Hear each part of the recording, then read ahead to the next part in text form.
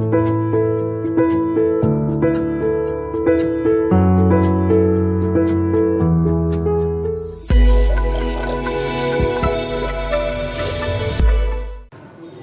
Everyone, welcome back in pi classes. Pi classes में आप सभी का स्वागत है और ये चल रही है हमारी 10th क्लास आरबीएससी बोर्ड की रिवीजन सीरीज। रिवीजन सीरीज में हम लोग चैप्टर 7 कर चुके थे। उसमें से कुछ बच्चों ने डाउट्स पूछे थे, तो वो डाउट वाली वीडियो भी मैंने डाल दी थी, आपको ऊपर शो हो रही होगी, आप उसमें देख लेना, जाके देख लेना पहले। आज हम स्टार्ट करेंगे चैप्टर 10 का रिविजन। ठीक है, तो चैप्टर 10 बहुत इंटरेस्टिंग चैप्टर है। ये भी कमेंट सेक्शन में एक बच्चे ने बोला था कि सर चैप्टर 10 बढ़ाओ आप। तो सर्कल है चैप्टर 10, बहुत इंटरेस्टिंग है, बहुत मजेदार है। सर्कल को हिंदी में बोलते हैं व्रत। क्या बोलते हैं बेटा? व्रत। अच्छी बात ये, अच्छा हम जो ये रिवीजन सीरीज जो चला रहे हैं वो चला रहे हैं हम डेस्क वर्क में से। ठीक है, ये आपके पास डेस्क वर्क होनी चाहिए। जो भी न्यू स्टूडेंट है, जो भी आज मेरी पहली वीडियो देख रहा है, तो मैं उसके हिसाब से बता रहा हूँ। संजीव डेस्क वर्क ले रहा हूँ और उसके क्वेश्चंस मैं करवा देता हूँ कंप्लीट, है ना। एक बार कॉन्सेप्ट क्लियर करा के फिर संजीव डेस्क वर्क करेंगे। इसके बिहाफ पर हमें ये पता चलता है कि ये 6 नंबर का चैप्टर है, 6 मार्क्स का है, जिसमें से 2 नंबर का एक क्वेश्चन आ रहा है और एक नंबर के 4 क्वेश्चन आ रहे हैं। एक नंबर के कितने क्वेश्चन आ रहे हैं? 4 नंबर के। मतलब ये छोटे छोटे क्वेश्चन आएंगे, मामूली से क्वेश्चन आएंगे, लेकिन थ्योरी से भरा हुआ चैप्टर है पूरा।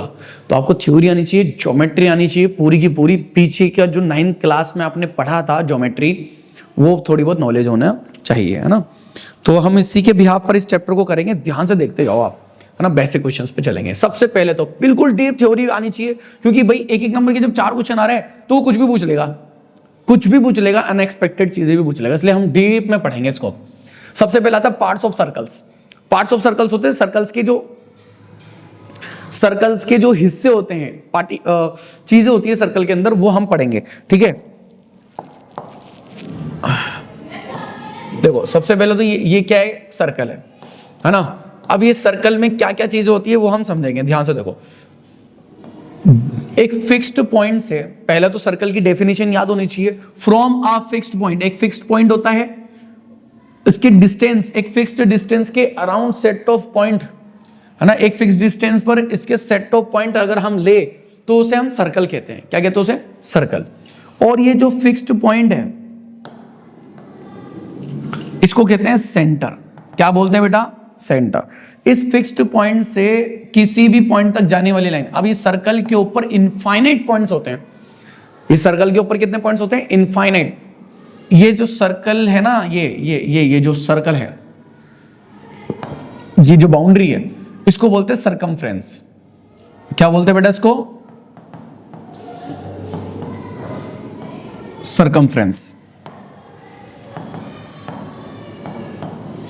सर्कमफ्रेंस के ऊपर इनफाइनाइट पॉइंट्स होते हैं, और ऐसे ही किसी भी पॉइंट से मिलाने वाली लाइन को कहते हैं रेडियस। क्या कहते हैं बेटा? रेडियस। ठीक है, और रेडियस को हम r से डिनोट करते हैं। तो how many radius can be drawn in circle, इस तरह से क्वेश्चन आ सकता है। तो कितनी रेडियस ड्रॉ कर सकते हैं? इनफाइनाइट, क्योंकि पॉइंट ही इनफाइनाइट है। अगर मैं एक और लाइन यहां से ड्रॉ करूंगा तो ये भी एक पॉइंट आ गया, यहां से एक लाइन ड्रॉ करूंगा, यहां से एक लाइन ड्रॉ करूंगा, यहां से करूंगा, तो ये ऐसे करके मैं इनफाइनाइट रेडियस इसमें ड्रॉ कर सकता हूं। ठीक है, ये सब रेडियस ही कहलाएगी, ये भी रेडियस ही है। क्लियर? अब सर्कल के किसी एक पॉइंट से सर्कल के किसी दूसरे पॉइंट तक जाने वाली लाइन, जैसे सी और ये डी है, तो इसको मिलाने वाली लाइन को हम कहते हैं कॉर्ड। क्या बोलते हैं बेटा इसको? Chord. A line between any 2 points of circle, ये डेफिनेशन बोल रहा हूं, लिख लेना इसको। ठीक है, इसको कहते हैं अपन chord. A line between any 2 circles और any 2 points of circles is called chord. ठीक है, अब ये कॉर्ड छोटी और बड़ी हो सकती है भाई, रेडियस छोटी बड़ी नहीं हो सकती। रेडियस तो फिक्स्ड होती है, कांस्टेंट होती है। ठीक है, ये कहीं से भी कहीं पर ड्रॉ कर लो आप, सेंटर से कहीं पर भी ड्रॉ कर लो, ये रेडियस फिक्स ही होती है। बट कॉर्ड हमेशा छोटी बड़ी हो सकती है। अगर कॉर्ड को मैं इधर खिसकाते हूं तो छोटी होती जाएगी, उधर लेते होंगे तो बड़ी होती जाएगी। ये आड़ी टेढ़ी कैसी हो जाती है? तो ये इसको इधर ले आऊंगा। जैसे मैं इसको इधर लेते हुए जाऊंगा तो ध्यान से देखो बेटा कि एक टाइम ऐसा आएगा कि एक कॉर्ड ऐसी होगी जो उसके सेंटर से होकर जाएगी। कहां से होकर जाएगी? सेंटर से। इसको ले लिया मैंने E और उसको ले लिया F। ठीक है, है ना। तो AC कोड, ये भी कोड है भाई, ये भी कोड है, ये भी कोड है, बट ये इसको एक और नया नाम देते हैं हम, डायमीटर। क्या नाम देते हैं इसको? डायमीटर। AC कोड जो सेंटर से होकर जाती है उसे डायमीटर कहते हैं। या फिर यूं समझ लो, a line in circle, a line between 2 points of circle which is passing through the centre, जो सेंटर से होकर जाती है उसे हम डायमीटर कहते हैं। डायमीटर की बहुत खासियत है, डायमीटर जो है वो रेडियस का डबल होता है। रेडियस का क्या होता है? डबल। अरे भाई ये भी रेडियस है, ये भी रेडियस है, अब दो रेडियस मिलकर क्या बना रही है? एक डायमीटर बना रही है। डायमीटर सर्कल को 2 इक्वल पार्ट्स में डिवाइड कर देती है, यानी कि सेमी सर्कल बना देती है, आधा आधा बांट देती है। ये भी इसकी खासियत है। बहुत सारी खासियत है। ये तो सब हुई अंदर अंदर की बातें, ये क्या सिर्फ अंदर अंदर की बात हुई है अपनी अभी ना। अभी खत्म नहीं हुई बात, है ना, ये अंदर अंदर की बात हुई है।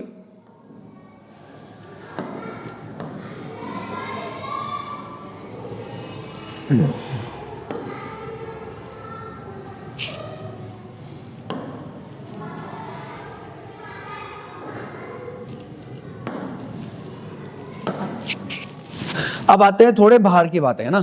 ये तो अंदर अंदर की हुई है, और जितनी भी लाइन है सारी इनफाइनाइट ड्रॉ हो सकती है, इनफाइनाइट रेडियस ड्रॉ कर सकते हैं, इनफाइनाइट डायमीटर ड्रॉ कर सकते हैं, इनफाइनाइट कोड्स ड्रॉ कर सकते हैं, ठीक है। अब आते हैं बाहर वाली बात पे, ठीक है। तो भाई ये कोई सर्कल है, मान लीजिए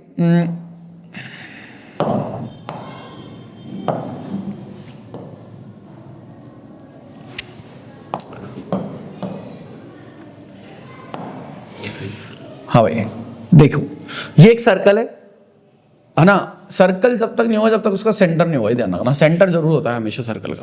तो ये एक सर्कल है, एक ऐसी लाइन जो बाहर से आ रही है ना, बाहर से आ रही है और उस सर्कल को किसी एक पॉइंट पर टच कर रही है। ये कोई एक पॉइंट है और यहां से टच करते हुए जा रही है, एक पॉइंट पर इंटरसेक्ट करके जा रही है, बोल लो इंटरसेक्ट कर रही है या टच कर रही है, ऐसे बोल लो भाई। ये P, ये Q, अब ये जो पॉइंट टच कर रहा है ये मान लो A पॉइंट है, क्या ये A पॉइंट। तो इसे कहते हैं हम टेंजेंट। क्या कहते हैं इसे? टेंजेंट, है ना। हिंदी में बोलते हैं इसे स्पर्श रेखा। यार हिंदी में थोड़ा सा भूल जाता हूं मैं बोलना। सरकमफ्रेंस को हिंदी में बोलते हैं बेटा परिधि, इसको बोलते हैं त्रिज्या हिंदी में, इसको बोलते हैं केंद्र बिंदु, इसको बोलते हैं व्यास, और कोड को बोलते हैं जीवा। याद रखना ये सब, ठीक है। हाँ जी, तो ये स्पर्श रेखा कहलाती है, यानी कि टेंजेंट कहलाती है ना। इंग्लिश में इसको टेंजेंट बोलते हैं, जो एक ही लाइन पर इंटरसेक्ट करती है। अब जिस पॉइंट, सॉरी, एक ही पॉइंट पर इंटरसेक्ट करती है, जिस पॉइंट पर ये इंटरसेक्ट कर रही है इसको इंग्लिश में बोलते हैं पॉइंट ऑफ कॉन्टैक्ट। इनके नाम याद रखना, इनके ऊपर बहुत क्वेश्चन बनेंगे। पॉइंट ऑफ कॉन्टैक्ट इंग्लिश में बोलते हैं, हिंदी में बोलते हैं स्पर्श बिंदु, स्पर्श बिंदु, ठीक है। How many tangents can be drawn on circle? Infinite. भाई सर्कल के ऊपर इनफाइनाइट पॉइंट होते हैं तो इनफाइनाइट टेंजेंट ड्रॉ कर सकते हैं, बट इसमें एक शर्त आ गई। How many tangents can be drawn on a point of circle? On a point, एक पॉइंट के ऊपर बोल दे तो भैया एक ही ड्रॉ हो सकती है। कितनी हो सकती है? एक ही। सर्कल के एक पॉइंट पर एक ही टेंजेंट ड्रॉ हो सकती है। अब ऐसे इनफाइनाइट पॉइंट होते हैं तो infinite radius draw tangent draw हो सकती है पूरे सर्कल के ऊपर मिलाकर, ठीक है। अभी इसकी क्वांटिटी के ऊपर भी अलग अलग क्वेश्चन आएंगे, एमसीक्यूज आएंगे, वो कर लेना आप खुद ही। ये जितने भी मैं बातें बोल रहा हूँ ना मुंह से, ये सब आपको फिलिंग द ब्लैंक्स में मिल जाएंगे, वेरी शॉर्ट एमसीक्यूज में मिल जाएंगे आराम से, है ना। अब एक ऐसी लाइन जो सर्कल को बिल्कुल आर पार करके जा रही है, 2 पॉइंट पर काट रही है। एक और लाइन है, मान लीजिए ये एस और ये टी, ठीक है। तो इस लाइन को बोलते हैं सेकेंड। क्या बोलते हैं इसे? सेकेंड।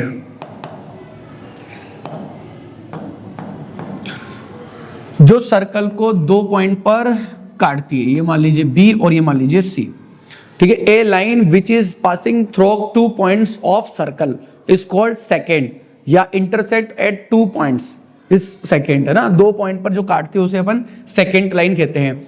ये कितनी ड्रॉ हो सकती है? ये इनफाइनाइट ड्रॉ हो सकती है भाई। सेकेंड लाइन कितनी ड्रॉ हो सकती है? इनफाइनाइट। पैरेलल ले लो, कैसे भी ले लो, ये सारी इनफाइनाइट ही होगी, है ना। कहीं पर भी ड्रॉ कर लो ये इनफाइनाइट ही होगी। हाँ, सर्कल के कोई 2 पॉइंट पर कितनी होगी?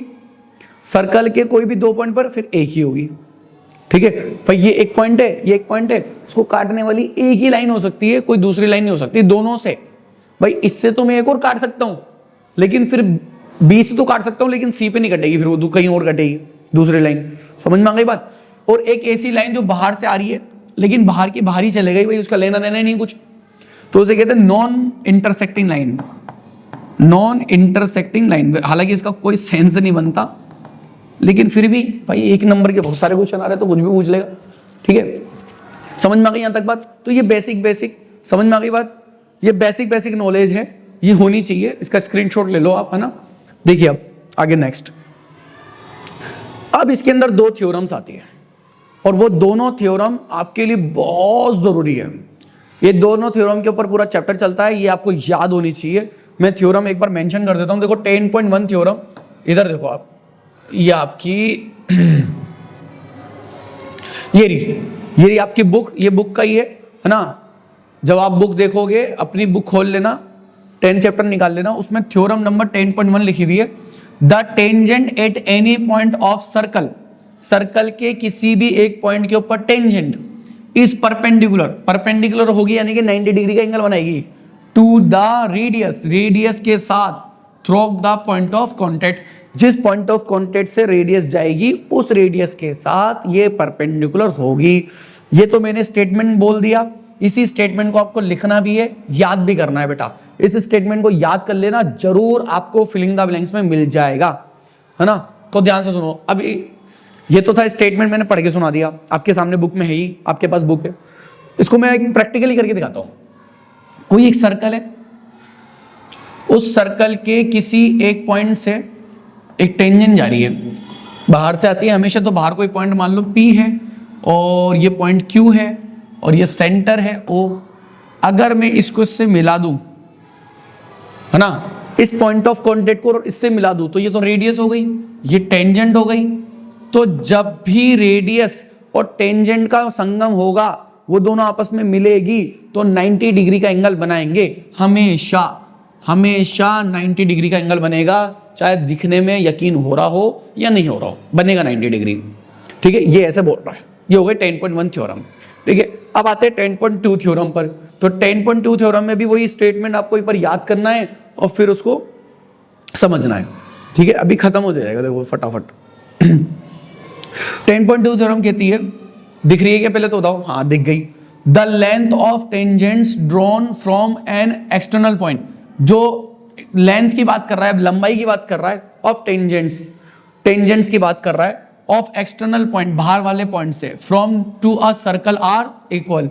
सर्कल के ऊपर, सर्कल के बाहर से पॉइंट ड्रॉ कर रहे हैं तो उनकी लेंथ कितनी होती है, इक्वल होती है, इनकी लेंथ बराबर होती है। ऐसा बोल रहा है स्टेटमेंट। ये भी आपको याद ही करना है। अभी बैठे बैठे 4-5 बार रिपीट कर लो, याद हो जाएगा, ठीक है। कर लिया रिपीट है भाई, पढ़ लिया ना, याद कर लेना, कल की कल पे मत छोड़ना। इधर देखो, अब ये टेंजेंट क्या कह रही है, सॉरी ये थ्योरम क्या कह रही है। ये ऐसा कह रहा है कि भाई कोई एक सर्कल है ना।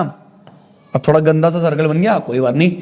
सर्कल के बाहर कोई पॉइंट है P, सर्कल के बाहर किसी एक पॉइंट से, एक्सटर्नल पॉइंट से, पहले तो सर्कल पे मैक्सिमम 2 टेंजेंट हो सकती है। कितनी हो सकती है? 2 से ज्यादा नहीं हो सकती। एक टेंजेंट ये हो गई, दूसरी टेंजेंट ये हो गई। 2 टेंजेंट हो सकती है और वो दोनों इक्वल होती है। ऐसे कह रहा है भाई P से लेके A तक का डिस्टेंस और P से लेके B तक का डिस्टेंस, ये दोनों आपस में बराबर होगा, ये थ्योरम कह रही है। क्लियर, यहां तक बात समझ में आ गई? Okay done. आगे बढ़े हम, स्क्रीनशॉट ले लो उसका भी, है ना। अब इन दोनों थ्योरम्स को मिलाकर, मिक्स करके बहुत सारे नतीजे निकलते हैं। इसके अंदर बहुत सारी बातें आती है, तो फटाफट वो समझेंगे। चलो देखो, पहले तो मैंने यहाँ पर एक चीज डायग्राम बना के रख रखा है पहले से, तो सुनो। ये अभी मैंने पीछे थ्योरम बताई थी ना, हाँ वैसे है। देखो यहाँ पर बाहर एक पॉइंट है, इसके ऊपर टेंजेंट ड्रॉ है, ये रेडियस मैंने मिला दी। जब टेंजेंट को रेडियस से मिलाते हैं तो क्या बनता है? 90 डिग्री बन जाता है। क्या बन जाता है? 90 डिग्री। अब क्या करा मैंने, ये जो सेंटर पॉइंट था इसको एक्सटर्नल पॉइंट से भी सीधी लाइन खींचकर मिला दिया। जैसे इसको मिलाया तो ये ट्राइंगल बन गया। क्या बन गया? ये ट्राइंगल। अब ये ट्राइंगल भी ऐसा वैसा ट्राइंगल नहीं बना है, ये बन गया भाई साहब right angle triangle. Right angle triangle जो 90 डिग्री का होता है, जाहिर सी बात है रेडियस टेंजेंट पर 90 डिग्री का एंगल बनाती है तो राइट एंगल ट्राइंगल बनेगा। और राइट एंगल ट्राइंगल की एक खासियत होती है, क्या होती है खासियत, इसमें पाइथागोरस प्रमेय लग जाती है भाई। क्या लग जाती है? पाइथागोरस प्रमेय। तो पाइथागोरस थ्योरम है ना, तो इसमें से रिलेटेड जो क्वेश्चन आएंगे ना वो पाइथागोरस थ्योरम वाला आएंगे। मतलब इन 3 लाइन में से 1 2 3 लाइन में से कोई भी 2 लाइन आपको दे देगा और तीसरी लाइन पूछेगा तो पाइथागोरस थ्योरम यानी कि प्रमेय लगाकर आप उसको सॉल्व कर सकते हो। तो एक टाइप का क्वेश्चन तो ऐसा आएगा। इसमें से एक और टाइप का क्वेश्चन बनता है, हम जानते हैं कि ट्राइंगल के तीनों एंगल का सम कितना होता है? 180 होता है। तीनों एंगल्स मतलब याले एंगल को भी मैं प्लस करूं, याले एंगल को भी मैं प्लस करूं और इसको भी करूं तो तीनों को जोड़ दूं तो 180 आएगा। बट 180 में से 90 तो फिक्स हो चुका है, 180 में 90 तो आ चुका है तो वो माइनस कर दो आप। 180 में से 90 गया तो बचा 90, यानी कि इस वाले एंगल का और इस वाले एंगल का अगर मैं टोटल करूं जोड़ दूं तो वो आएगा 90 डिग्री। कितना आएगा? 90 डिग्री। और इसको लिख कर दिखा देता हूं मैं, एंगल AOP ये वाला एंगल प्लस करूं एंगल APO से, एंगल APO से तो वो 90 डिग्री ला रहा है। क्या ला रहा है? 90 डिग्री। ये हमेशा होगा ही होगा ऐसा। अब ये चीज याद कर लो कि ऐसे 2 एंगल्स, ऐसे 2 कोण जिनका योग 90 डिग्री होता है उसे हम पूरक कोण कहते हैं। क्या कहते हैं उसे? पूरक कोण, है ना।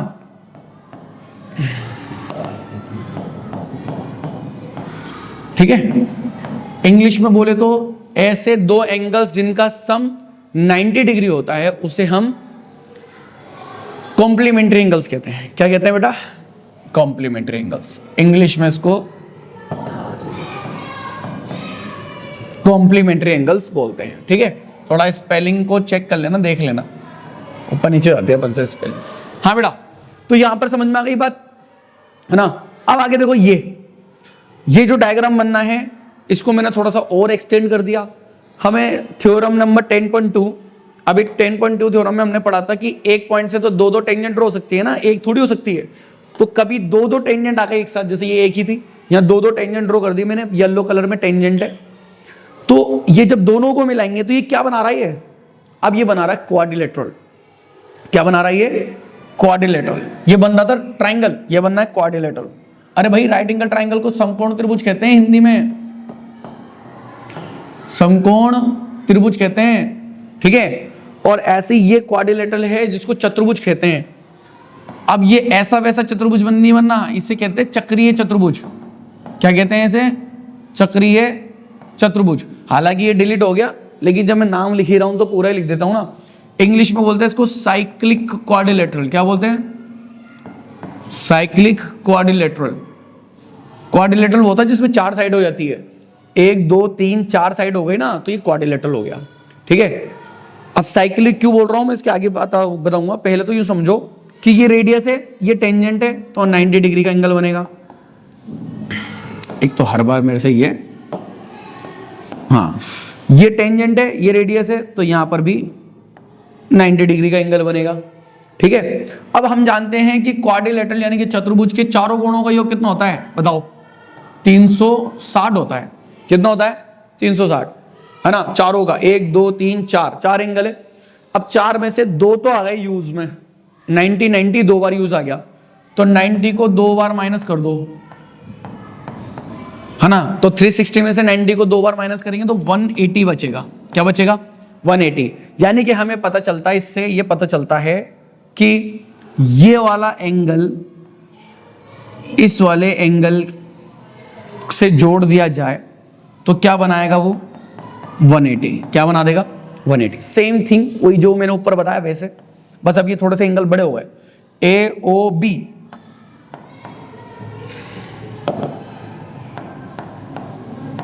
प्लस APB कितना आ रहा है? 180। अब ऐसे 2 कोण जिनका योग 180 डिग्री आता है उन्हें कहते हैं हम समपूरक कोण। इन्हें क्या कहते हैं? समपूरक कोण। इंग्लिश में बोलते हैं इन्हें सप्लीमेंट्री एंगल्स।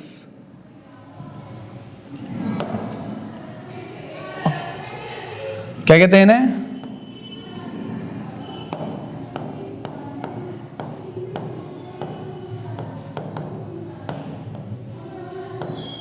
Supplementary angles. ठीक है, ये याद रखना, बहुत काम की चीज है, बहुत काम की चीज आएगा। और इसके ऊपर थ्योरम, इसके ऊपर छोटे छोटे क्वेश्चन भी बन सकते हैं ना, इनको प्रूफ करने वाले छोटे छोटे क्वेश्चंस बन सकते हैं ना, इसको नोट कर लो आप। ठीक है बेटा, चलो अब आगे बढ़ते हैं। ये चीज देखो, ये भी बढ़िया चीज है। इस पे क्या बोल रहा है, ये मैंने डायग्राम बना के रख रखा है। एक्चुअली इसमें ना क्वांटिटी के ऊपर क्वेश्चन आते हैं, टेंजेंट की क्वांटिटी के ऊपर। तो सर्कल के ऊपर इनफाइनाइट टेंजेंट ड्रॉ कर सकते हैं, सर्कल के एक पॉइंट के ऊपर, एक बिंदु के ऊपर एक ही टेंजेंट यानी कि एक ही स्पर्शरेखा खींच सकते हैं। ठीक है, सर्कल के बाहर किसी एक बिंदु से यानी कि सर्कल के बाहर किसी एक पॉइंट से सर्कल के ऊपर दो स्पर्शरेखा कह सकते हैं, यानी कि दो ही टेंजेंट ड्रॉ कर सकते हैं। अब ऐसे ही इसके ऊपर भी क्वेश्चन आता है, पैरेलल टेंजेंट्स कितनी ड्रॉ कर सकते हैं? पैरेलल बोले तो समांतर, क्या बोलते हैं? समांतर। ठीक है, यहां पर ये क्या है? पैरेलल टेंजेंट्स है।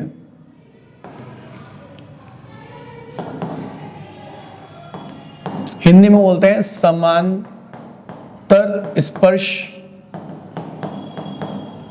रेखा। ठीक है, ये दो ही हो सकती है। कितनी हो सकती है? दो। देखो ये वाली जो टेंजेंट है, ये वाली, इसके समांतर मैंने ये खींच दी, बिल्कुल सीध में, बिल्कुल सीध में ये। अब ऐसी एक और नहीं आ सकती। अब आप बोलोगे सर ऊपर और नीचे तो आ सकती है ना, तो भैया वो दोनों आपस में पैरेलल होगी ना, फिर वो दोनों आपस में समांतर होगी। ये चारों मिलके थोड़ी ना समांतर बनेगी भाई, बन तो दो ही रही है ना, तीसरी बन ही नहीं सकती। अगर आप तीसरी बनाने की कोशिश करोगे इधर खिसका के, तो वो तो सेकंड लाइन हो जाएगी। सेकंड लाइन को मैंने हिंदी में बता देता क्या? छेदक रेखा कहते हैं बेटा, हिंदी में इसको कहते हैं छेदक रेखा। ठीक है, इसको कहते हैं अप्रतिच्छेदी रेखा, अप्रतिच्छेदी रेखा। ठीक है, हालांकि बस पूछ लिया करो, कमेंट करके पूछ लिया करो आप लोग, है ना, ये तो सेव रहता है, मैं कभी भी ओपन करके आपको दिखा दूंगा। तो समांतर रेखा कितनी कह सकते हैं? दो। इसकी एक और खासियत है, समांतर रेखाओं, समांतर स्पर्श रेखाओं के स्पर्श बिंदुओं को मिलाने वाली रेखा हमेशा व्यास होगी। क्या होगी? व्यास। इंग्लिश मीडियम वाले सुन लो, पैरेलल टेंजेंट्स के पॉइंट ऑफ कांटेक्ट को मिलाने वाली जो लाइन होगी वो हमेशा क्या होगी? व्यास होगी। व्यास यानी कि डायमीटर। क्या होगी? डायमीटर। यहां से भी दो बातें निकलती है, इसका उल्टा भी बोल सकता हूं कि डायमीटर के दोनों सिरों पर खींची गई स्पर्श रेखाएं, खींची गई टेंजेंट्स पैरेलल होती है। क्या होती है? पैरेलल यानी कि समांतर होती है। यहां तक बात समझ में आ गई? ठीक है, अब और भी बातें हैं, बहुत सारी बातें हैं जिसको करना बाकी है। एक यहीं बता देता हूं, देखो ये क्या, एक सर्कल, ये सेंटर पॉइंट है। ठीक है, सर्कल के बाहर ये कोई पॉइंट है P, ये इससे टेंजेंट बन रहा है ऐसे, ये टेंजेंट हो गया। ठीक है, ये हो गया A पॉइंट और ये हो गया B पॉइंट। ठीक है, इसको इससे मिलाया था अपन ने, यहां बनता है 90 डिग्री, इसको इससे मिलाया था, यहां बनता है 90 डिग्री। अब मैंने इन चीजों के लिए ये डायग्राम नहीं बनाया, मैंने मेन डायग्राम बनाया है। यहां पर एक बड़ा एंगल बनना है, देखो आप, है ना, यहां पर भी एक बड़ा एंगल बनना है, देखो आप। अगर मैं इस बीच वाले पॉइंट को, सेंटर को आउटर एक्सटर्नल पॉइंट से अगर मिला दूं, क्या कर दूं? उसको मिला दूं, तो ये कहलाती है एंगल बाइसेक्टर। क्या कहलाती है?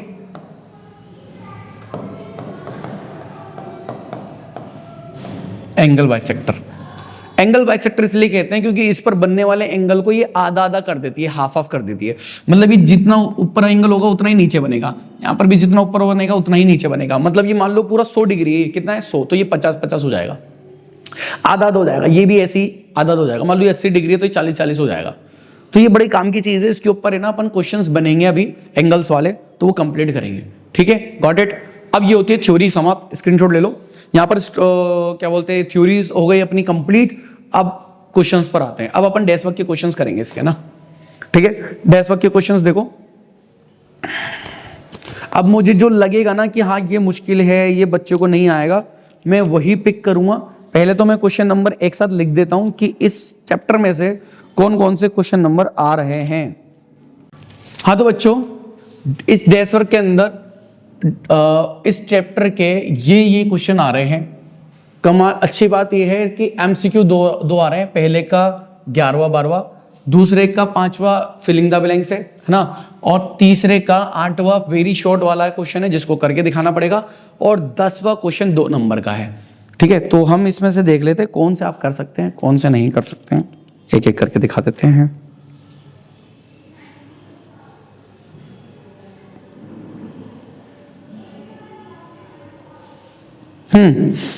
यही बताना ही पड़ेगा मुझे। देखो पेज नंबर पहले दूसरे मॉडल पेपर का ही है, पेज नंबर 28 का वही पहले का 11वां क्वेश्चन। इसमें ये बोला है कि if two circles touch each other how many common tangents can they have. ये रहा, आप देख लीजिए इधर।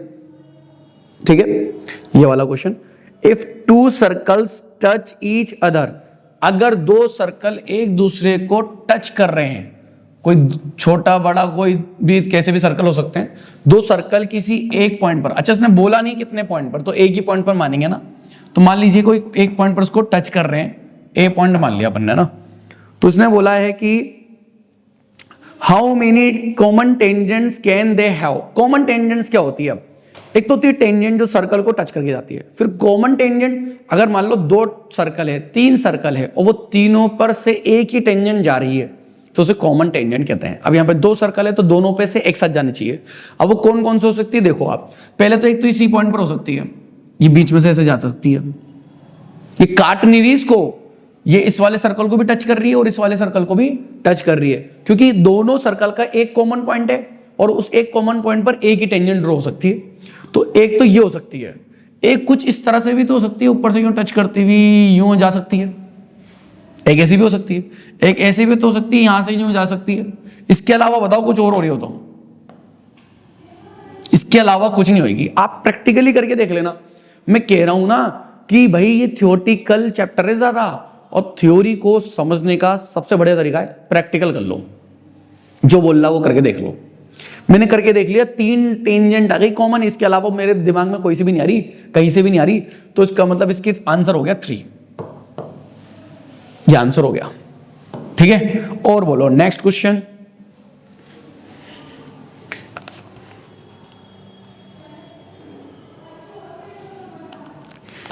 ये तो इजी है, इसके आगे वाला कराऊंगा। देखो पेज नंबर 29 का ये एमसीक्यू क्वेश्चन है, बहुत इजी है, ये तो मैं मुंह जवानी बोलकर बता दूंगा। MCQ question, from an external point से tangents can be drawn to a circle. कितनी टेंजेंट ड्रॉ हो सकती है? 2। तो यहां पर फिलिंग द ब्लैंक्स में आएगा 2 tangents can be drawn a circle. बाहर वाले पॉइंट से सर्कल के ऊपर 2 ही टेंजेंट ड्रॉ हो सकती है। नेक्स्ट क्वेश्चन वेरी शॉर्ट वाला आएगा, तीसरे का 8वां। हाँ, अब ये क्वेश्चन थोड़ा कराने लायक है, बढ़िया क्वेश्चन। हाँ बेटा, पेज नंबर 31 का क्वेश्चन नंबर तीसरे का 8वां, ये रहा आपके सामने क्वेश्चन, देख लो आप। जिसके बाद डैश वर्क नहीं है उसको दिखा रहा हूं मैं ना, उसके लिए दिखा रहा हूं। If from a point A, एक ए पॉइंट से 2 tangents A B and A C to a circle, 2 tangents है ए बी और ए सी, सर्कल के ऊपर विद सेंटर ओ है। अब जैसे जैसे वो बोल रहा ना वैसे वैसे बनाते जाओ।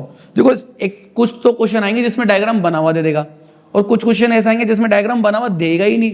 तो जिसमें डायग्राम बना हुआ नहीं देगा ना बेटा, उसके लिए आपको डायग्राम बनाना पड़ेगा। तो आप क्या करो, एक सर्कल बनाओ, उसका सेंटर उसने ओ बोला है तो ओ ही करो बेटा, जो बोलेगा वही तो करेगा ना। हाँ, ओ सेंटर बोला तो ओ ही रखेगा, बाहर थोड़ी रखेगा। इसने बोला फ्रॉम ए पॉइंट ए, एक ए पॉइंट से 2 टेंजेंट आ रही है ए बी एंड ए सी। तो 2 टेंजेंट तो बाहर वाले पॉइंट से बनती है, तो भैया बाहर एक पॉइंट है ए, वहां से 2 टेंजेंट है ए बी और ए सी, ये 2 टेंजेंट हो गई, इसको नाम दे दो बी और इसको नाम दे दो सी। ठीक है, आगे such that with centre O or such that angle B O C is equals to 140 degree. Angle B O C, ये वाला एंगल दे रखा है 140 डिग्री दे रखा है। Then write the value of angle B A C, तब हमें B A सी ये वाले एंगल की वैल्यू निकालनी है। अब ये बहुत सिंपल क्वेश्चन होते हैं, ये इतने सिंपल क्वेश्चन होते हैं कि आप मुंह जवानी आप क्वेश्चन पढ़ते सॉल्व कर लोगे। ये भी मैंने पीछे पढ़ाया था ना आपको, जस्ट ये वाला देखो आप, ये वाला इस कॉन्सेप्ट से है। जब ऐसा कुछ क्वाड्रिलेटरल बनना है, क्या बनना है? क्वाड्रिलेटरल। तो मैंने कहा था इन दोनों का टोटल कितना होगा? 180। अब इसका रीजन क्या था मुझे बताने का, कि भाई एक वाला एंगल दे रखा तो दूसरा ऑटोमेटिक निकाल सकते हो आप 180 में से माइनस करके। मान लो इधर 100 है तो उधर 80 होगा। अरे भैया इधर 100 डिग्री है, 100 डिग्री है, तो 180 में से 100 को उठा दो, बच्चा हुआ इधर आएगा 80 डिग्री आंसर। अगर मान लो ये 120 डिग्री है तो इधर 60 होएगा। ऐसे यहां पर भी है, इन दोनों का टोटल कितना होता है 90, इन दोनों का टोटल 90 डिग्री होता है। अगर एक अपन को पता है तो दूसरा भी ऑटोमेटिक पता हो जाएगा। मान लो ये 60 डिग्री है तो कितना होगा 30, ये 50 है तो ये 40 होगा, है ना। अगर ये 70 डिग्री है तो ये 20 डिग्री होगा, है ना, इस तरह से। ठीक है, माइनस करना है आपको, क्या करना है, माइनस करना है। तो यहां पर भी वही चीज है, इधर 140 दे रखा है, इन दोनों का टोटल 180 होता है, तो मुझे एंगल ए निकालना है। क्या निकालना है, एंगल ए। एंगल ए निकालने के लिए 180 में से 140 को माइनस कर देंगे, इन दोनों का टोटल 180 होता है, 140 माइनस करेंगे तो 40 डिग्री आ जाएगा एंगल ए। ये लो आंसर हो गया। ठीक है, इतना सिंपल क्वेश्चन आएंगे इसमें ना। ये जो एंगल वाले क्वेश्चन है ये तो बहुत इजी होंगे। इसमें 3 तरीके के क्वेश्चन आते हैं, 3 टाइप होते हैं इसमें। टाइप फर्स्ट लाइन फाइंड करने वाले क्वेश्चन, जिसमें लाइन निकालनी होगी। टाइप 2 होता है जिसमें एंगल निकालने क्वेश्चन होंगे। एंगल निकालने वाले बहुत इजी होते हैं, एक एक नंबर के आएंगे। और टाइप 3 होता है प्रूफ करने वाले क्वेश्चन। ये थोड़ा टिपिकल होता है प्रूफ करने वाले क्वेश्चन, और ये 2 नंबर का आएगा आपका। और 2 नंबर पहले तो इसमें 3 नंबर का क्वेश्चन आता था, तो बुक्स के क्वेश्चन आते थे बड़े बड़े लेंदे लेंदे, लेकिन अब 2 नंबर का आ रहा है तो छोटा आएगा, है ना, इजी आएगा, देखना। तो बेटा ये क्वेश्चन हो गया। अब नेक्स्ट क्वेश्चन पर चलते हैं। एक और क्वेश्चन मिला है, हालांकि ये इजी है ना, बट मैं कराना चाहता हूं उसको। इस तरीके के क्वेश्चन आने के चांसेस है क्योंकि 2 नंबर का क्वेश्चन आ रहा है। पेज नंबर 35 का क्वेश्चन नंबर 10। मेरा कहने का मतलब ये है कि जब 2 नंबर का क्वेश्चन आएगा ना तो छोटे क्वेश्चन आएंगे, ऐसे क्वेश्चन आएंगे जो ज्यादा बहुत बड़े होंगे प्रूफ करने में। ये प्रूफ करने में इजी है, छोटा है। इसने बोला है, पहले क्वेश्चन देख लो आप, मैंने क्या बोर्ड पे लिखे नहीं है इसलिए मैं दिखा रहा हूं आपको। Proof that the tangents drawn at the end of a diameter of a circle are parallel. इसने बोला है कि प्रूफ करो tangents drawn at the end of diameter. ये कोई एक सर्कल है, ये इसका डायमीटर है ए और बी। अब इस डायमीटर के एंड्स पर जो टेंजेंट अपन ड्रॉ करेंगे,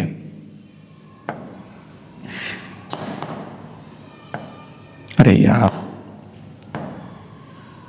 जो भी टेंजेंट अपन ड्रॉ करेंगे वो पैरेलल होगी। क्या होगी, पैरेलल। ये हमें प्रूफ करना है। ठीक है, अब पैरेलल प्रूफ करने का एक ही तरीका है, इसमें ना पैरेलल लाइंस की जो प्रॉपर्टीज है वो प्रूफ कर दो। जैसे जब 2 लाइन आपस में पैरेलल होती है, उसको तीसरी लाइन काट के जाती है तो उसमें ऐसे जेड बनता है, और जेड पर बनने वाले एंगल आपस में इक्वल होते हैं। तो बस हम ये प्रूफ कर देंगे कि जेड पर बनने वाला एंगल इक्वल है बाय अल्टरनेट इंटीरियर एंगल। ये क्या हो जाएगा, सिमिलर हो जाएगा। इसमें गिवन लिखना बहुत जरूरी है भाई साहब, गिवन बहुत बहुत बहुत ज्यादा जरूरी है। इसमें सेंटर भी ओ है ना, ध्यान रखना। तो हम लिख देंगे ए बी इज, हाँ भाई, तो गिवन में क्या है, A B is diameter of circle with centre O. मतलब एक ओ सेंटर वाले सर्कल का ए बी डायमीटर है, ये तो अपन को दे रखा है। और अब इसको नाम दो पी एंड क्यू, एंड इसको नाम दो आर और एस। तो हम यहां लिख देंगे P Q and R S 2 tangents, 2 tangents है। ठीक है, हालांकि आप इसको पी ए क्यू बोल सकते हो क्योंकि वो ए पर टच कर रही है, उसको आर बी एस बोल सकते हो क्योंकि वो बी पर टच कर रही है। अब अपन प्रूफ 2 प्रूफ पर आएंगे कि प्रूफ क्या करना है। प्रूफ करना है कि ये जो पी क्यू है वो पैरेलल है आर एस के, दोनों टेंजेंट पैरेलल लानी है। सॉल्यूशन पर आ जाओ। अब बहुत इजी है, देखो मैं पहले तो इसको ना वैसे मुंह जवानी समझा देता हूँ, फिर लैंग्वेज में करके दिखाता हूँ। ये यहां से लेके यहां तक ये रेडियस है, क्या है ना, ये रेडियस है। और रेडियस टेंजेंट पर क्या होती है, परपेंडिकुलर होती है, यानी कि 90 डिग्री का एंगल बनाएगी। ऐसे ये भी तो रेडियस है। अब रेडियस टेंजेंट पर क्या होती है, परपेंडिकुलर होती है, 90 डिग्री का एंगल बनाएगी। यहां पर भी और ऊपर भी, दोनों तरफ बनाएगी। भाई मैं तो दोनों तरफ का लिख देता हूं। अब ध्यान से सोचो कि ये ऐसे और ऐसे और ऐसे जेड बनना है, क्या जेड बनना है ना, इसे कहते हैं अल्टरनेट इंटीरियर एंगल। ये दोनों अल्टरनेट इंटीरियर एंगल इक्वल आ गए। ऐसे यहां 90 बनना है तो यहां पर भी तो 90 बनना है, तो ये भी तो जेड बना रहा है। ऐसे देखो, ऐसे ऐसे ऐसे, ऐसे करके, ठीक है, ऐसे जेड बनना, उल्टा ऐसे ऐसे ऐसे उल्टा जेड बनना है ना। तो ये भी अल्टरनेट इंटीरियर एंगल हो गया। और ऐसा करना तभी पॉसिबल है जब वो दोनों लाइन पैरेलल हो, यानी कि सीधी हो, समांतर हो। क्या हो बेटा? समांतर लाइन हो, है ना। तो बस चलो आगे करते हैं। तो ये जो मैंने अभी एक्सप्लेन किया है, इसी को हम लैंग्वेज में करेंगे यहां। तो हम लिखेंगे वी नो, हम जानते हैं, कुल मिलाकर थ्योरम लिखनी है। हम जानते हैं टेंजेंट्स आर परपेंडिकुलर ऑन, या तो ऐसे परपेंडिकुलर का साइन लगा दो, ये पूरा परपेंडिकुलर लिख लो, परपेंडिकुलर ऑन रेडियस। हम जानते हैं कि टेंजेंट जो है वो रेडियस पर क्या होती है? परपेंडिकुलर होती है। सो एंगल PAO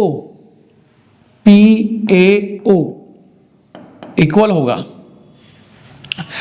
SBO के। मैं चाहता तो RBO भी ले सकता था, बट ये वाला एंगल और ये वाला एंगल अल्टरनेट इंटीरियर एंगल नहीं होता, है ना। Z वाला होता है अल्टरनेट, इसलिए मैं इसके थ्रू करूंगा इसको। तो angle SBO is equals to 90 degree, ठीक है, विच इज क्या है? Alternate interior angle. ऐसे ही ये भी तो 90 है और वो भी तो 90 है, तो angle QAO is equals to हो जाएगा एंगल RBO के, वो भी 90 डिग्री है और ये भी अल्टरनेट इंटीरियर एंगल है, ठीक है।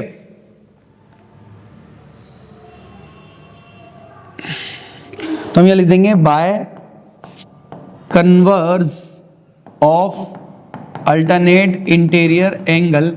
अल्टरनेट इंटीरियर एंगल के कन्वर्ज से टेंजेंट्स, जो दो टेंजेंट्स थी, कौन कौन सी? PQ, वो सिमिलर आ गई RS के। बस ये हो गया, ये छोटा सा था क्वेश्चन। हालांकि इसका सॉल्यूशन देखो यहां से शुरू है और यहां पर खत्म है। ये तो मैंने क्वेश्चन नोट किया है, इसी बात के 2 नंबर है बस, ठीक है, समझ में आ गई बात। तो इस तरह से बेसिक से क्वेश्चन आएंगे, थ्योरी बेस्ड क्वेश्चन आएंगे, आप खुद प्रूव कर सकते हैं, नोट कर लो आप। और आगे क्वेश्चंस को देख लेते हैं। हाँ, ये क्वेश्चन बढ़िया है। पेज नंबर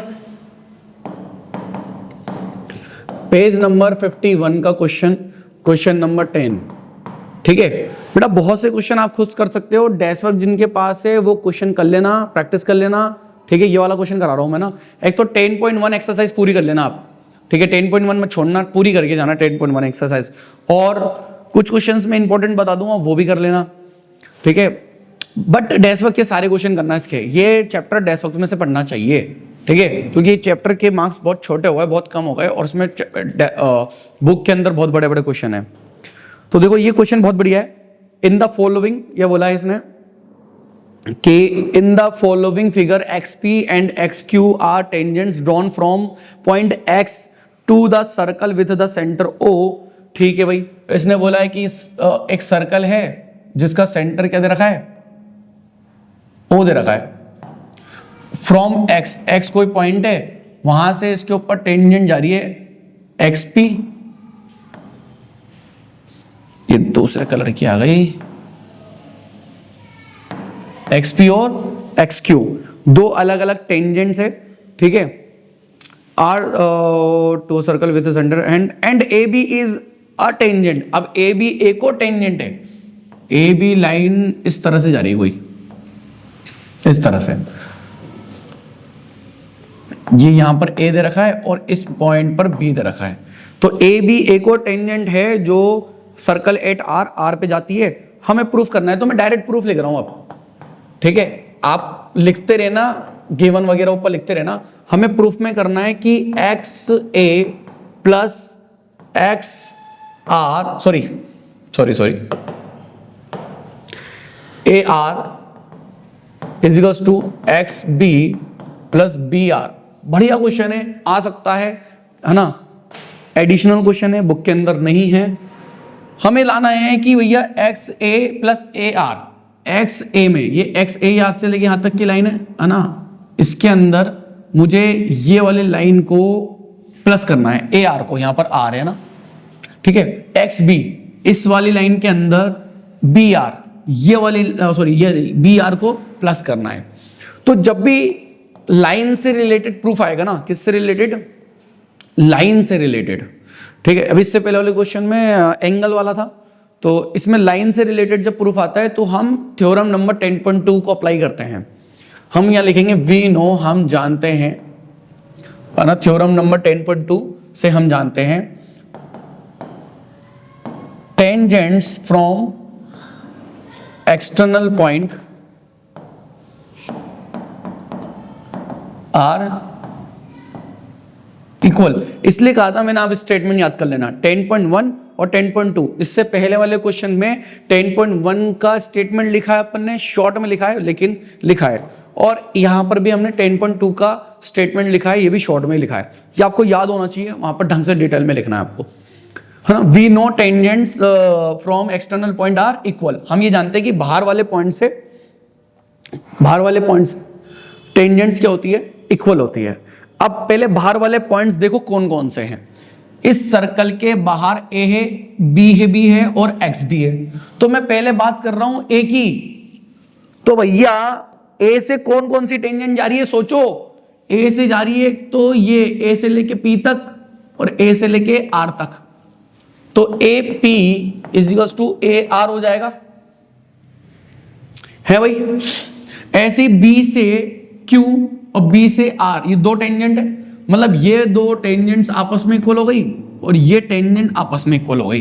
तो B Q is equal to गई बी आर के।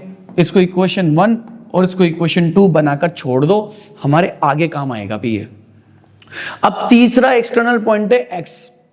अब यहां से सर्कल के ऊपर पी तक जा रही है टेंजेंट और यहां से क्यू तक जा रही है टेंजेंट, बड़ी टेंजेंट से ये एक्स से लेके पी तक और एक्स से लेके क्यू तक, दोनों टेंजेंट्स इक्वल होगी, बराबर होगी। अब ये ध्यान से देखो, ये दो टेंजेंट है ना, इसके दो टुकड़े हो रहे हैं। एक तो एक्स से लेके पी तक, ए तक, फिर ये ए से लेके पी तक, ये वाला, ये दो टुकड़े हो रहे हैं। एक तो पीला वाला और एक सफेद वाला अलग अलग दिख रहा होगा आपको ना, दो टुकड़े हैं इसके। तो मैं इसको दो टुकड़े में लिख दूं उसको, भाई x A plus P A. अब सवाल उठता है कि सर आपको कैसे पता चल रहा है, आप दो टुकड़े क्यों कर रहे हो, ये कौन सी बात हो गई, ये तो बेईमानी है। ऐसे नहीं बेटा, पता नहीं चल रहा है। प्रूफ क्या करना है, प्रूफ क्या करना है, एक्स ए प्रूफ करना है ना। तो इसलिए एक्स पी तो हमें चाहिए नहीं था, हमें चाहिए था एक्स ए। तो एक्स ए लाने के लिए मैंने पूरी लाइन एक्स पी के दो टुकड़े कर दिए, x A plus A P, ये रहा, ठीक है। ऐसे ही एक्स क्यू नहीं चाहिए अपन को, क्या चाहिए, एक्स बी चाहिए। तो एक्स से लेके क्यू तक का टुकड़ा कर दूंगा मैं, दो टुकड़े कर दूंगा। एक तो ये हो गया टुकड़ा, एक तो ये टुकड़ा हो जाएगा भैया पीला वाला एक्स बी, और एक ये सफेद कर देता हूं उसको, ठीक है, एक ये वाला टुकड़ा। तो यहां पे लिख देंगे अपन X B plus B Q, दो टुकड़े हो गए। हाँ भाई दो टुकड़े हो गए, इसको भी मैं ए पी लिख देता हूं ना, ठीक है। ए पी लिख लो, पी ए लिख लो, बात एक ही है। अब प्रूफ में देखो ये चाहिए था, आ गया, ये चाहिए था, आ गया, बट हमें प्रूफ में ही चाहिए ए आर, लेकिन यहां पर क्या आ रहा है ए पी। हमें प्रूफ में चाहिए बी आर, बट यहां पर आ रहा है बी क्यू। लेकिन ए पी और बी क्यू की वैल्यू कितनी है, ए आर और बी आर, इक्वेशन 1 और 2 में, उसको उठाकर इसमें रख देंगे। फ्रॉम इक्वेशन 1 एंड 2, इक्वेशन 1 से ए पी की जगह पे ए आर लिख सकता हूं क्योंकि दोनों बराबर है। अरे भाई ए पी लाइन और ए आर लाइन दोनों बराबर है ना, तो मैं ए पी की जगह ए आर रख दूं, कोई दिक्कत थोड़ी है, रख दिया। एक्स बी का X B plus B Q, अब इस बी क्यू की जगह पे बी आर रख सकता हूं ना, तो मैंने बी आर रख दिया यहां पर। दैट्स इट, यही तो प्रूफ करना था, ये प्रूफ हो गया भैया, ठीक है, समझ में आया। तो ये भी बेहतरीन क्वेश्चन था। इस तरीके के क्वेश्चंस आपको मिल रहे हैं इसके अंदर, फिलिंग द ब्लैंक्स में भी है खूब। तो बहुत इजी है, ज्यादा हार्ड कुछ भी नहीं है इसके अंदर, है ना। देखो अब मैं क्या ही बताऊं, मैं इसलिए नहीं बताना चाह रहा इस चैप्टर में से, आप खुद ट्राई करो, नहीं आएंगे तो ऐसे ही कमेंट में लिख देना, है ना, और फिर मेरे से पूछ लेना। देखो मॉडल पेपर 4 के अंदर पहले का 11वां क्वेश्चन है, how many tangents can a circle have, infinite. ये एमसीक्यू क्वेश्चन था, ठीक है। एक ये क्वेश्चन मैं कराना चाहता हूं, इसको थोड़ा सा देख लो। नहीं, ये वाला वो नहीं है, आगे देखेंगे। फिलिंग द ब्लैंक्स देखो, फिलिंग द ब्लैंक्स में ये 5वां है, दूसरे का 5वां मॉडल पेपर 4 का। इसने बोला है कि tangent can be drawn from a point located on a circle. मतलब सर्कल के पॉइंट एक ए पर है, कोई भी पॉइंट एक ही पॉइंट पर, लोकेटेड पॉइंट पर कितनी टेंजेंट ड्रॉ सकती है, 1। तो यहाँ पर 1 आ जाएगा, 1 टेंजेंट कैन बी ड्रॉन वगैरह वगैरह। तो ये वेरी शॉर्ट में आ गया, जो मैंने थ्योरी आपको पूरी एक्सप्लेन करी ना पीछे, वो सब कंप्लीट होगा इसके अंदर। वेरी शॉर्ट में इसका 8वां क्वेश्चन देखो बेटा, एक बुक का क्वेश्चन और कराना चाहता हूं मैं, तो ध्यान से देखिए। बुक में एक बेहतरीन क्वेश्चन है जिसमें बच्चे क्या है, गलत करेगा ही करेगा, वो क्वेश्चन आएगा, इस तरीके का क्वेश्चन आएगा जरूर। 3 टाइप के क्वेश्चन होते हैं, मैंने कहा था, जिसमें से एक तो एंगल फाइंड करने वाला करा दिया, प्रूफ करने वाले क्वेश्चन करा दिए, 2 प्रूफ करने वाले क्वेश्चन करा दिए, और एक साइड फाइंड करने वाला, लाइंस को निकालने वाला क्वेश्चन भी आएगा, जिसमें से क्वेश्चन नंबर जो 6 दिख रहा है ना आपको, है ना, ये बहुत इंपॉर्टेंट है इस वाले। मतलब इसका जो तरीका है, इसकी जो लैंग्वेज है ना, उलझा रखा है, वो ज्यादा इंपॉर्टेंट है, इसलिए इसको देख लो। इसने बोला the length of a tangent from a point A at a distance 5 centimetre from the centre of the circle is 4 centimetre, find the radius of the circle. अगर आप लोग इसका डायग्राम बनाने बैठोगे ना डायरेक्टली, तो गलत ही बनाओगे, मैं गारंटी से लिख कर दे रहा हूं ये बात। 100 में से 90 बच्चे गलत बनाएंगे इसका। क्यों? क्योंकि लैंग्वेज उलझी हुई है। The length of the tangent, tangent की लेंथ की बात कर रहा है, फ्रॉम अ पॉइंट ए, एक ए पॉइंट के से आ रही है वो टेंजेंट, है ना। तो एक काम कर रहा हूं, इतना तो मैं बना दूं भाई, ये सर्कल है और ये कोई ए पॉइंट है, ठीक है। यहां से टेंजेंट आ रही है एक, यहां से टेंजेंट बना दी मान लो ऐसे, at a distance 5 centimetre from the centre. अब ये जो 5 सेंटीमीटर है ना, ये क्या है? ये बच्चे सोचेंगे कि ये सर ये टेंजेंट है 5 सेंटीमीटर। नहीं नहीं नहीं नहीं, ये 5 सेंटीमीटर इस ए पॉइंट का डिस्टेंस दे रखा है सेंटर से।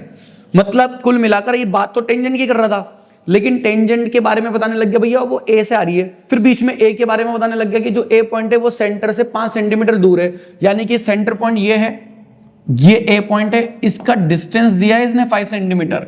अब तुम में से कई बच्चे इसको इधर रख देते, गलत हो जाता वो, है ना। Centre of the circle is 4 centimetre. अब ये जो 4 सेंटीमीटर है ना, इज लगा के, और बात यहां खत्म हो रही है, तो ये बात इसकी थी टेंजेंट की। तो ये जो 4 सेंटीमीटर है वो एक्चुअल में टेंजेंट है। Find the radius of the circle, circle की रेडियस निकालनी है। तो इसको बी नाम दे देते हैं, इसको ओ को बी से मिलाएंगे तो ये रेडियस हो जाएगी। हाँ भाई, ये रेडियस हो जाएगी। क्लियर है? समझ में आया? डायग्राम समझ में आया? तो ये डायग्राम अगर आपने बना लिया ना, डायग्राम बनाना मुश्किल है, क्वेश्चन पढ़ के डायग्राम बनाना मुश्किल है, इसके बाद तो करना बहुत हलवा है, बहुत आसान। बस आपको इतना लिखना है, वी नो, हम जानते हैं, बाय 10.1 थ्योरम, 10.1 थ्योरम से हम जानते हैं कि OB जो है वो परपेंडिकुलर होगी AB के ऊपर। अरे OB जो लाइन है वो परपेंडिकुलर होगी AB लाइन के ऊपर, क्योंकि 90 डिग्री बनाएगा। रेडियस टेंजेंट पर क्या होती है? परपेंडिकुलर होती है। 90 डिग्री बन गया तो पाइथागोरस थ्योरम में लग जाएगी। सो हम लिख देंगे इन ट्राइंगल OBA में, इसके अंदर hypotenuse square is equals to base square plus perpendicular square. Hindi medium वाले लिख देना, हम जानते हैं परमेय 10.1 से OB जो है वो यही लिखना आपको, परपेंडिकुलर लंब होती है AB के ऊपर, ये लंब का साइन है। त्रिभुज OBA में कर्ण स्क्वायर बराबर आधार स्क्वायर प्लस लंब स्क्वायर। अब इसमें बताओ कर्ण क्या होगा, यानी कि हाइपोटेनस क्या होगी? 90 डिग्री के सामने वाली लाइन हाइपोटेनस होती है। हाइपोटेनस यानी कि कर्ण की 2 खासियत है, ये त्रिभुज की तीनों भुजाओं में, तीनों लाइन में सबसे बड़ी होगी। अगर आपने गलती से 5 को यहां ना रख के वहां रख देते और 4 को यहां रखते, तो वैसे भी पकड़ में आ जाती गलती कि यार अपन ने गलती की है, क्योंकि 90 डिग्री के सामने वाली लाइन बड़ी आएगी, छोटी नहीं आएगी, हमेशा बड़ी आएगी, ठीक है। तो दूसरी बात 90 डिग्री के सामने होती है, ये 2 खासियत है इसकी। तो 5 सेंटीमीटर हो गया, बेस ये ले लिया मैंने, रेडियस को R से डिनोट कर रखा अपन ने, प्लस परपेंडिकुलर का 4 सेंटीमीटर हो गया, 4 का स्क्वायर 5 का स्क्वायर 25, आर स्क्वायर का स्क्वायर प्लस 4 का स्क्वायर। तो बेटा वो क्वेश्चन जो है ना कोसेंट्रिक सर्कल वाला, मैं अब सिर्फ एक्सप्लेन कर रहा हूँ, डायग्राम बना रहा हूँ ना। तो सर्कल के अंदर सर्कल आएगा जिसका सेंटर एक ही होगा। अब ये बोल रहा है कि एक बड़े वाले सर्कल की कोड निकालो, उस कोड की लेंथ निकालो, बड़े वाले सर्कल की कोड की लेंथ निकालो, जिसको मैं ए और बी नाम दे दूंगा, उसकी लेंथ निकालो जो छोटे वाले सर्कल को टच करती है। तो छोटे वाले सर्कल को मान लो ये पी पॉइंट पर टच कर रही है, तो मैं ओ को ए से मिलाऊं तो ये 5 सेंटीमीटर होगी, ओ को मैं पी से मिलाऊं तो ये 3 सेंटीमीटर होगी, क्योंकि रेडियस दे रखी है। बड़े वाले सर्कल की रेडियस 5 सेंटीमीटर, छोटे वाले की 3।